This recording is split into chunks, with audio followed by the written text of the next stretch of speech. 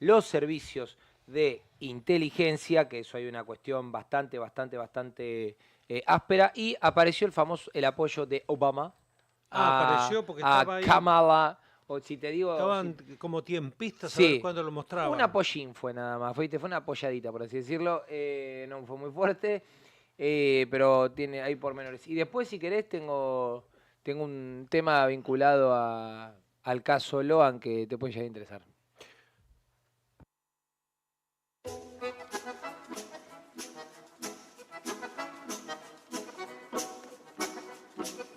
Bueno, marcha de cierres en Venezuela, González Urrutia por un lado, Maduro por el otro, hay mucho fervor, este, y cantos de este tono, no más lentejas, harina o yuca.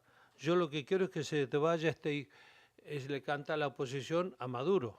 O sea, han llegado, es raro en Venezuela ver tanto fervor, nos quitaron tanto que nos quitaron el miedo y mucha palabra libertad. Por otro lado, Maduro, que aparentemente pinta como un apocalipsis, cualquier probable derrota, tomó distancia un ex defensor muy cerrado de Maduro, que es Lula, y Alberto Fernández también.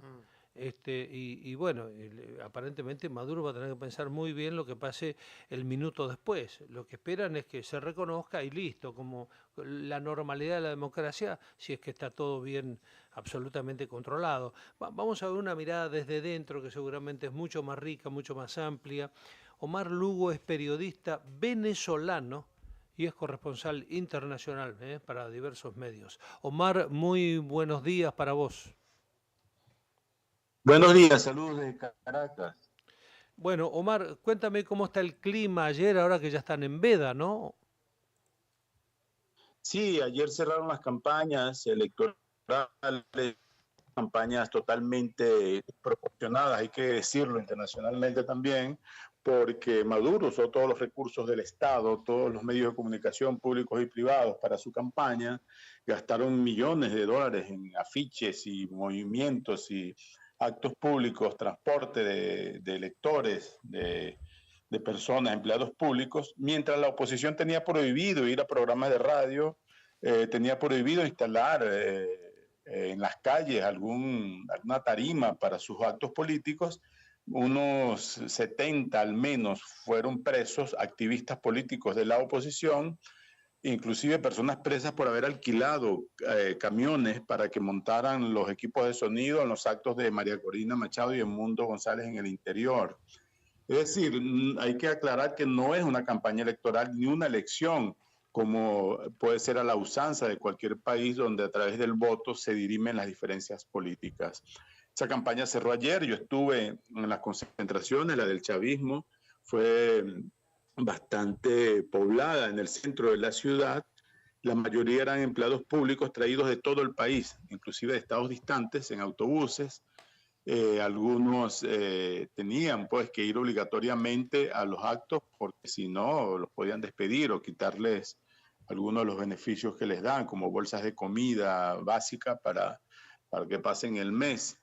Y había esos grupos de empresas del Estado y de ministerios. Por el lado de la oposición resaltaban parejas, familias, muchas personas mayores, de esas que se han quedado por acá porque se han ido los hijos, los familiares más cercanos, y ahí se notaba esa diferencia en el tipo de público que poblaba ambas manifestaciones.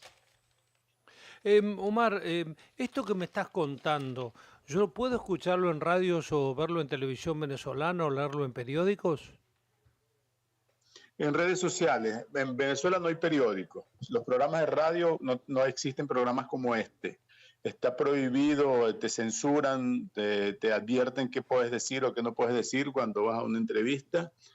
El gobierno ha cerrado los medios digitales independientes que eran la vanguardia del periodismo aquí, porque en Venezuela no se imprimen periódicos, no circulan periódicos impresos.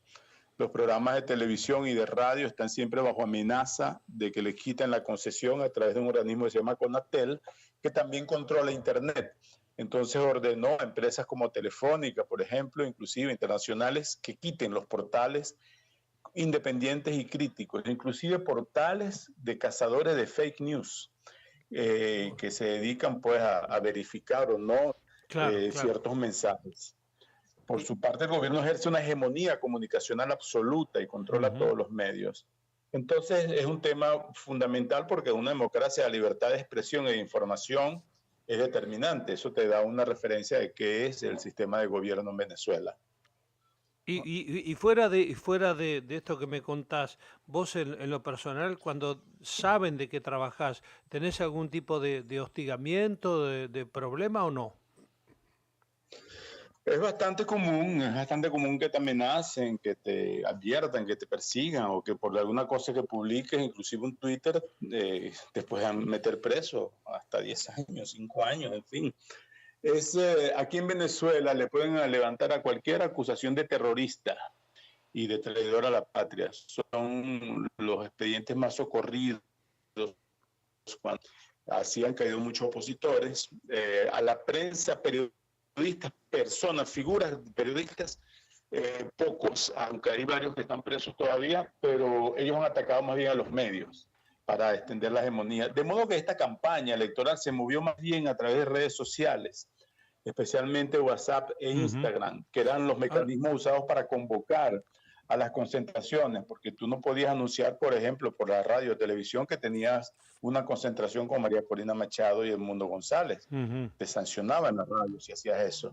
Entonces la gente se movió de esa forma, en una especie de lo que yo llamo una guerrilla comunicacional, y así fue como se enteró de la gira que hizo María Corina Machado, algunas veces con Edmundo González, por remotos pueblos del interior, donde el gobierno llegó a los extremos de abrir agujeros en las carreteras para que no pasara. Y ¿Cómo? cuando iba María Corina, la montaba en motocicletas, a caballo, en camiones, en botes, para que lo llegara a esos recónditos sitios. Esas imágenes se volvieron virales en redes sociales y terminaron perjudicando al propio gobierno y beneficiando a la candidatura opositora. Son grandes lecciones para el manejo de las comunicaciones políticas, me parece a mí. Hola Omar, buenos días. Gonzalo Prado te saluda. Eh, Hola, Llegan Gonzalo. reportes todo el tiempo, o hay dos casos recientes, el de Pizarro y el de Ponzone, de periodistas a los cuales el régimen de Maduro está deportando, que está impidiendo que lleguen al país para ejercer su derecho a informar, ejercer su trabajo. ¿Cómo se está viviendo eso en Venezuela? Bueno, el argumento que les va a dar el gobierno allí es que no estaban acreditados como periodistas corresponsales para cubrir aquí, porque el gobierno limitó mucho la concesión de esas visas de trabajo y creo algunos que vi por allí en estos días tenían visas de 4 días, algo así, entonces tendría que ir a Colombia y regresar para volver a seguir cubriendo. Es parte de las trabas que se le ha puesto a la difusión y a la comunicación de lo que ocurre aquí, porque si quería unas elecciones verificables, transparentes, que dieran un aval internacional al régimen, lo primero era permitir el ingreso masivo de periodistas de Claro. todo el mundo sin trabas para que hicieran su trabajo, ¿no? En efecto, eso se suma al clima que te conté de la dificultad para Sí, para trabajar en trabajar. Venezuela. El colega Pizarro, por ejemplo, entiendo que pasó un mal rato allí, muy mal rato, hasta que Sí, fue el SEBIN deportado. lo tuvo muchas horas Eh, retenido. Sí, el SEBIN es la policía política. Es Claro. un término bueno, escabroso, Ujú. pero ustedes saben lo que es la policía política. Y aquí en Venezuela, ese organismo, junto con la Dirección de Inteligencia Militar, hacen cosas como de pincharte los teléfonos hasta poder hostigarte y perseguirte, ¿no? Omar, Siempre es un riesgo. perdóname el atrevimiento, te pido dos respuestas breves porque tengo las noticias encima. La Sí. primera, ¿temen violencia posterior en caso de que Maduro sea derrotado o no?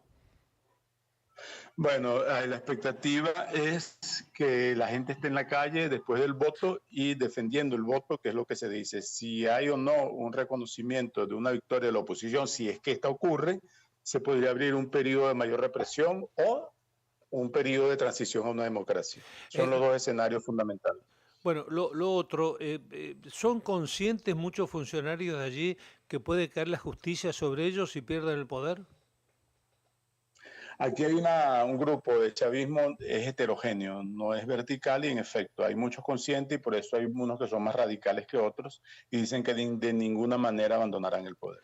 ¿Tenés amigos que hayan emigrado a la Argentina, por ejemplo? Porque aquí vemos muchos venezolanos generalmente muy bien formados en educación, con muchos estudios. Sí, cómo no, amigos, familiares, en fin, los venezolanos que emigraron a Argentina, inclusive los primeros se fueron a Estados Unidos, estaban entre los mejor preparados. Este país tuvo un desangre de su personal, de su capital humano, como muy pocos, y la peor migración en la historia en un país en ausencia de una guerra o de un gran desastre natural. Y estiman que en caso de ganar Maduro podría haber otra cantidad muy grande de venezolanos. Lo han detectado las encuestas, entre 12 y 20% dice que estaría dispuesto a migrar, pensaría migrar o haría planes concretos para migrar, para sumarte las tres variables. Omar, muchísimas gracias por tu claridad y por todos los datos. Que vaya todo en paz. Bueno, el que gane, todas las encuestas hablan mucho de la oposición y que el día siguiente sea una fiesta. Sí, bueno, las encuestas también se equivocan y las elecciones obedecen en un país como Venezuela a diferentes factores. Esta mañana, por ejemplo, están poniendo obstáculos a la instalación de algunas mesas y le están poniendo límite a los testigos para que no entren, en algunos casos aislados, pero estamos atentos. Gracias a ustedes, un abrazo y la seguimos. Bueno, Omar Lugo, periodista internacional, Venezuela. La compañía perfecta de tus mañanas. Pan Casero Nacional. En tu radio, para todo el país.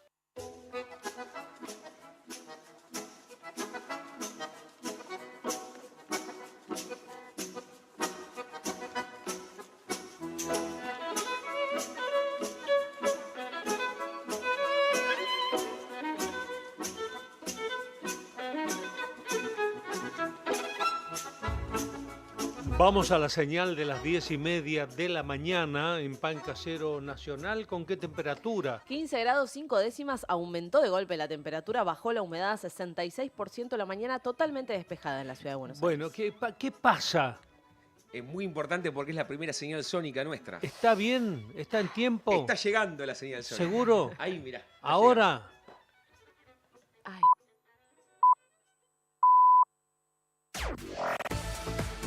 Nacional Noticias.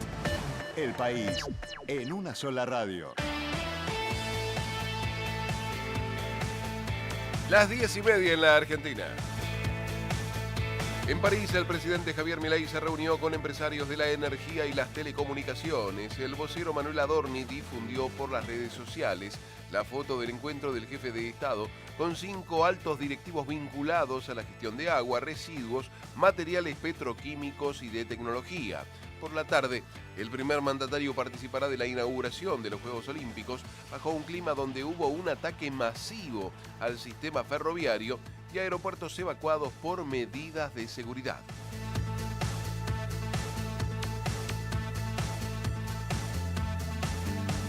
El salario mínimo aumentó a 254.231 pesos. El gobierno determinó por decreto el nuevo piso salarial tras el fracaso de las negociaciones formales. El Poder Ejecutivo también adelantó las subas de los próximos meses, que en octubre llegará a 271.571 pesos.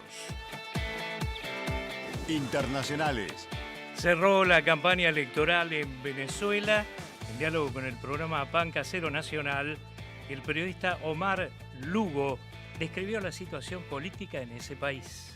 Es bastante común que te amenacen, que te adviertan, que te persigan o que por alguna cosa que publiques, inclusive un Twitter, te puedan meter preso hasta 10 años, 5 años, en fin. Aquí en Venezuela le pueden levantar a cualquier acusación de terrorista y de traidor a la patria. Son los expedientes más socorridos